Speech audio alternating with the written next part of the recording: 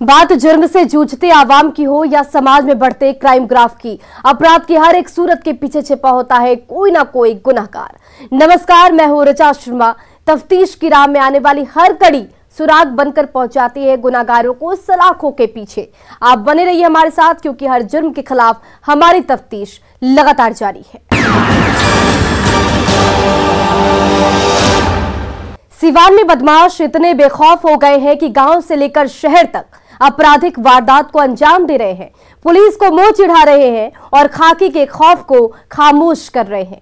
देखिए ये रिपोर्ट, खाकी कैसे खौफ में है और बदमाश कैसे बेखौफ हैं।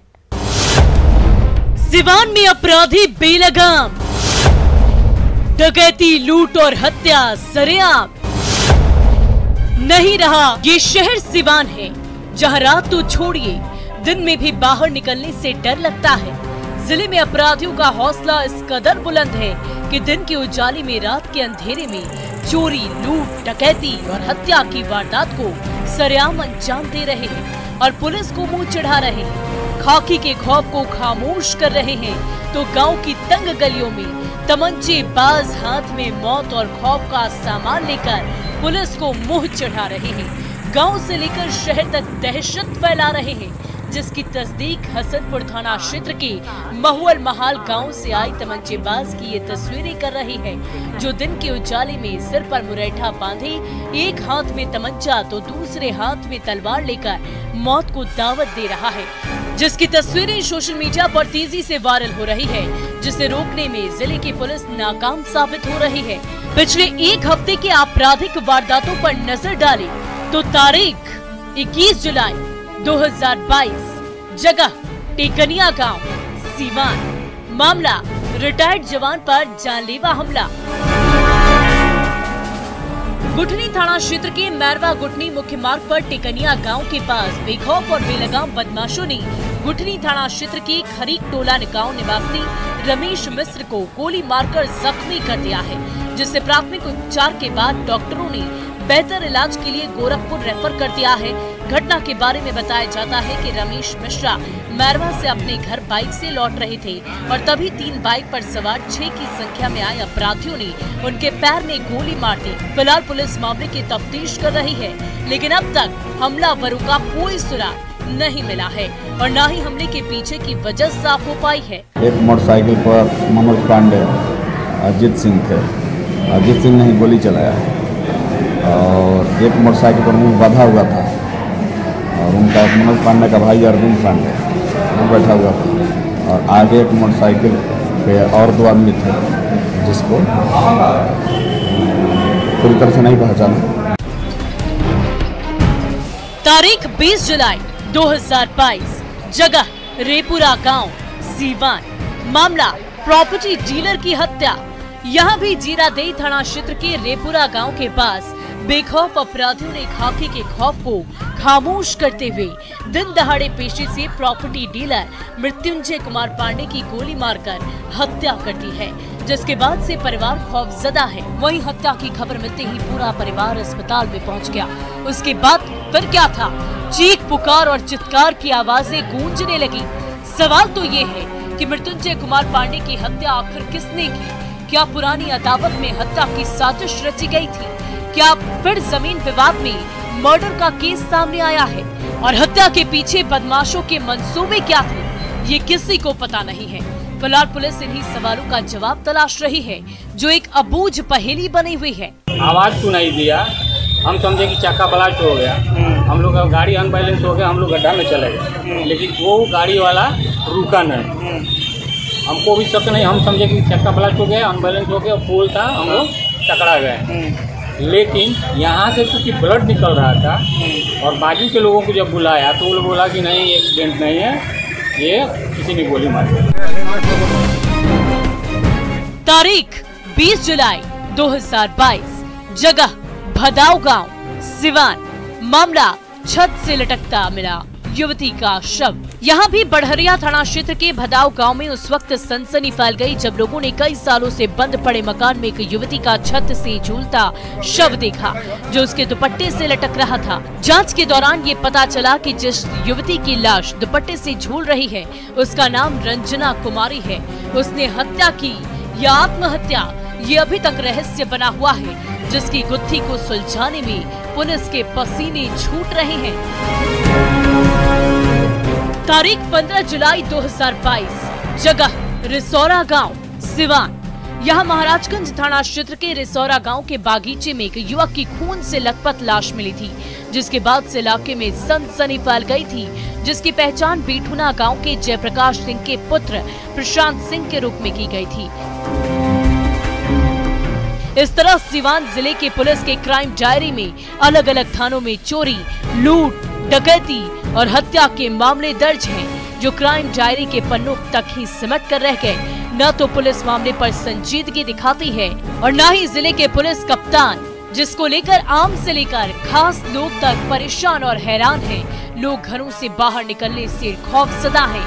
ये आंकड़े पिछले एक हफ्ते के हैं, जो पुलिस के दावों की पोल खोल रही है। ऐसे में जरूरत है ऐसी वारदातों पर रोक लगाने की, बदमाशों के जहन में खाकी का खौफ पैदा करने की, ताकि आम से लेकर खास तक, गांव से लेकर शहर तक लोग चैन की नींद सो सके। और अगर ऐसा ना हुआ तो जवाब देना भारी पड़ेगा। न्यूज़ 18 के लिए सीवान से मृत्युंजय सिंह के साथ ब्यूरो रिपोर्ट।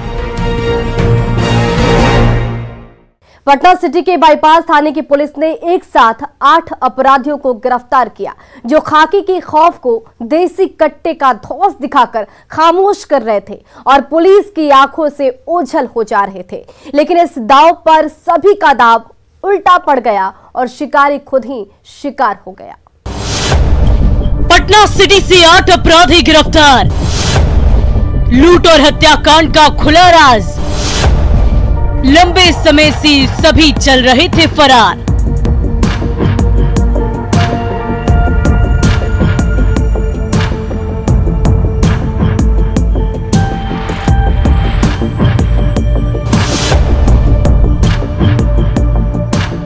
पटना सिटी के बाईपास थाने की पुलिस कस्टडी में हाथों में हथकड़ी और चेहरे पर काला नकाब लिए एक लाइन से खड़े इन सभी युवकों की कहानी सुनेंगे तो आप भी सन्न रह जाएंगे। जैसे पुलिस इन कुख्यातों को गिरफ्तार करने के बाद दंग है, क्योंकि ये सभी राजधानी पटना के कुख्यात बदमाश हैं, जो पटना सिटी इलाके में खाकी के खौफ को खामोश कर रहे थे और पुलिस को खुली चुनौती दे रहे थे।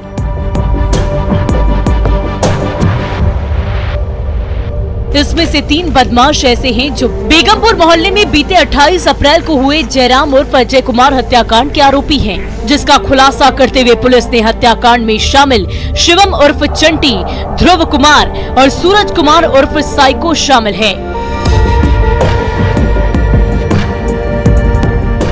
तीनों पर आरोप है कि तीनों ने 28 अप्रैल 2022 को आपसी रंजिश और पैसे के लेन देन को लेकर अपने ही साथी जयराम उर्फ अजय की गोली मारकर हत्या कर दी थी, जिसके बाद से सभी फरार चल रहे थे। गिरफ्तारी के बाद जब पुलिस ने तीनों की तलाशी ली तो एक देसी कट्टा, 2 जिंदा कारतूस और 30 पुड़िया स्मैक बरामद की गई और तीनों ने अपना जुर्म भी कबूल कर लिया है। कुछ ये लोग नशीले पदार्थों का भी व्यापार करता था, इसको लेकर आपसी लड़ाई थी और जयराम इससे पहले जेल गया था, वही बाहर आया था। 3 लोगों को फिर अपना जो भी डरा धमका रहा था, इसी क्रम में इन लोगों ने उसकी हत्या कर दी थी मिलके। वहीं पुलिस को दूसरी सफलता रानीपुर पैजाबा के पास छापेमारी के दौरान मिली है।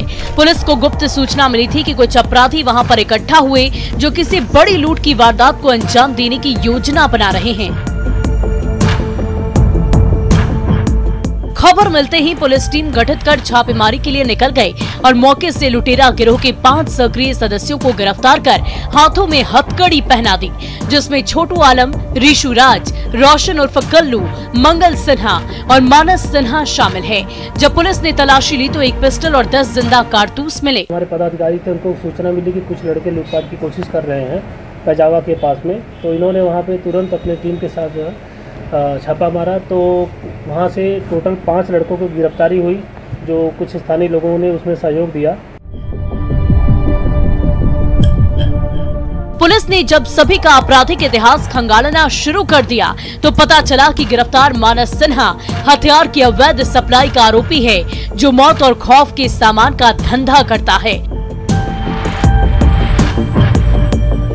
वहीं गिरफ्तार सूरज कुमार उर्फ साइको 2021 में जक्कनपुर थाना क्षेत्र के सिपारा पुल के पास हुए 5 लाख लूट मामले का आरोपी है। इस तरह पुलिस ने एक हत्याकांड का खुलासा करते हुए लुटेरा गिरोह के 5 गुर्गों के साथ कुल 8 अपराधियों के हाथों में हथकड़ी पहना दी, जिनकी दिन और रात अब जेल की सलाखों के पीछे कटेगी।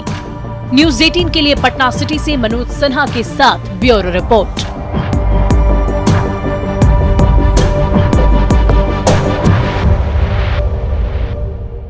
मधेपुरा पुलिस ने 11 जुलाई को 20 सेकंड में हुए 16 लाख लूट मामले की गुत्थी को 10 दिनों के बाद सुलझा लिया और लूट में शामिल एक आरोपी और लाइनर को गिरफ्तार कर हाथों में हथकड़ी पहना दिया। लेकिन गैंग का सरगना विभूति सिंह अभी भी पुलिस की गिरफ्त से बाहर है।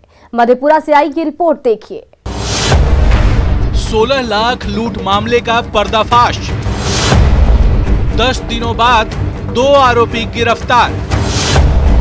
विभूति सिंह गिरोह से जुड़े हैं तार।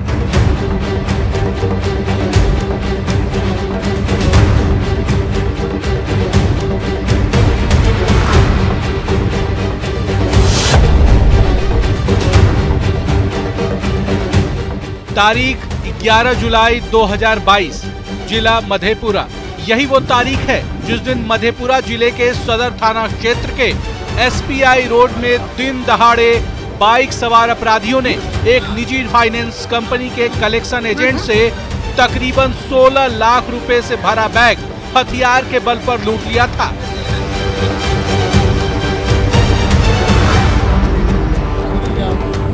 जिस वक्त बदमाशों ने लूट की वारदात को अंजाम दिया, उस वक्त फाइनेंस कर्मी अलग अलग जगहों से पैसा कलेक्ट कर दिन के करीब 10:30 बजे स्टेट बैंक ऑफ इंडिया के मधेपुरा मेन ब्रांच में पैसा जमा कराने जा रहा था। इसी बीच बैंक से महज 200 मीटर पहले ही होटल राज के पास पीछे से आए बाइक सवार 2 बदमाशों ने ओवरटेक कर उसकी बाइक को टक्कर मार दिया, जिससे कलेक्शन एजेंट चंदन बाइक लेकर बीच सड़क पर ही गिर पड़ा।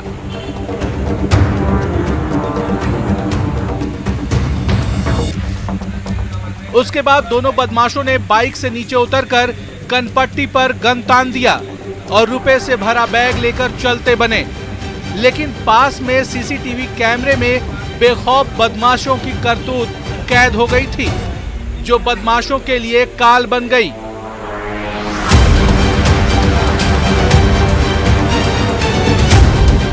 टीम ने वैज्ञानिक अनुसंधान का सहारा लेकर घटना में शामिल अपराधियों को चिन्हित किया तो पता चला कि लूट की घटना को विभूति सिंह और उसके गिरोह के सदस्यों ने अंजाम दिया है।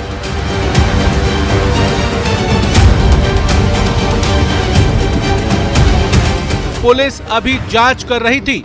इसी दौरान सूचना मिली कि इस गिरोह के सदस्य फिर से किसी बड़ी वारदात को अंजाम देने के लिए श्री ईट भट्टा मठाही के पास एकत्रित हुए, जिसके बाद पुलिस छापेमारी के लिए निकल गई। जब मौके पर पहुंची तो बदमाशों के होश फाख्ता हो गए। बदमाश बौखला गए और पुलिस पर फायरिंग करने लगे, लेकिन जवानों ने जान पर खेलकर डिंपल कुमार और सुशांत कुमार को दबोच लिया, जबकि बाकी के अपराधी पुलिस को चकमा देकर भाग निकले। सूचना थी कि वहाँ पे जमा है, तो इन लोगों ने वहाँ पे घेर करके छापेमारी किया। छापेमारी क्रम में उन लोगों के द्वारा कुछ फायरिंग की घटना भी की गई, परंतु बड़े दिलेरी और जांबाजी के साथ हमारी पुलिस टीम ने उसको धर दबोचा।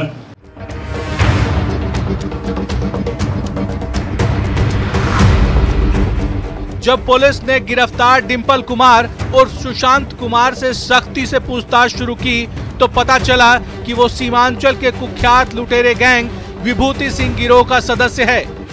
जब पुलिस ने उसकी तलाशी ली तो उसके पास से एक देसी लोडेड पिस्टल, एक लोडेड कट्टा, 3 किलो 380 ग्राम ब्राउन शुगर, 300 ग्राम गांजा, 1 किलो 370 ग्राम स्मैक, एक धारदार चाकू और एक बाइक मिली।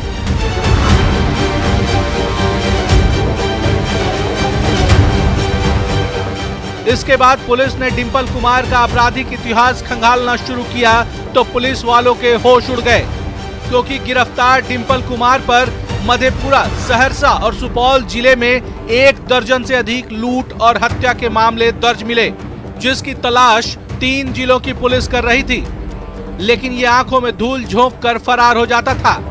अब पुलिस वालों की तलाश खत्म हो गई है। इस घटना को विभूति कुमार सिंह ने अपने अन्य सहयोगियों के साथ मिलकर के इस घटना को अंजाम दिया है, जिसमें उनका प्रमुख सहयोगी जो कि डिंपल यादव है, वो पूर्व से कुख्यात अपराध कर्मी रहा है और कई जिलों में दर्जनों लूट और हत्या के कांड में वो वांछित भी है। आसूचना के आलोक में हमारी टीम ने इनको घर दबोचा।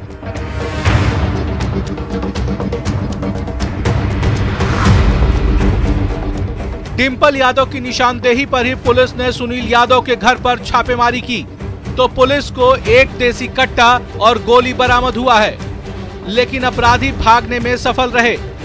उसके बाद पुलिस ने डिंपल की ही निशानदेही पर छापेमारी कर नवनीत सिंह को गिरफ्तार किया है, जो एक निजी फाइनेंस कंपनी में काम करता है।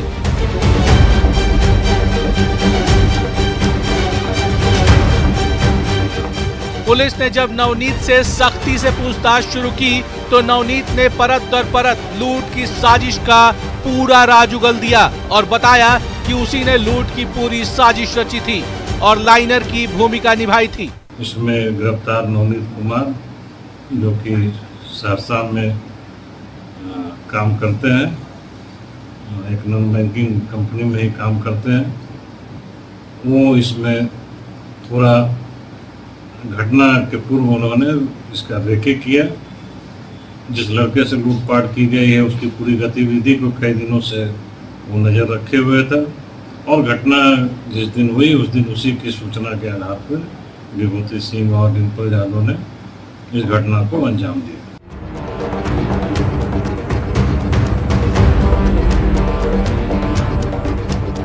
इन दोनों की गिरफ्तारी के बाद पुलिस ने 2021 में मिठाई ओपी क्षेत्र के लूट के बाद हुई हत्या की गुत्थी को भी सुलझा लिया है। पुलिस की पूछताछ में डिंपल यादव ने अपना जुर्म भी कबूल किया है और इस तरह पुलिस ने 20 सेकेंड में हुए 16 लाख रुपए की गुत्थी को सुलझाते हुए लूट में शामिल डिंपल यादव और लाइनर की भूमिका निभाने वाले नवनीत सिंह को गिरफ्तार कर जेल की सलाखों में पहुंचा दिया है।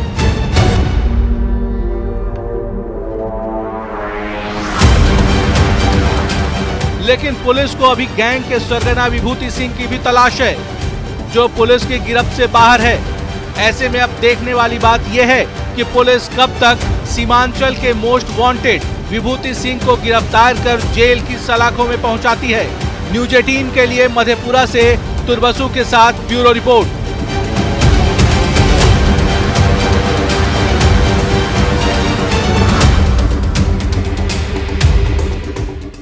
अब वक्त हो चला एक ब्रेक का, लेकिन ब्रेक के बाद आपको बताएंगे इंजीनियरिंग से सलाखों तक की कहानी।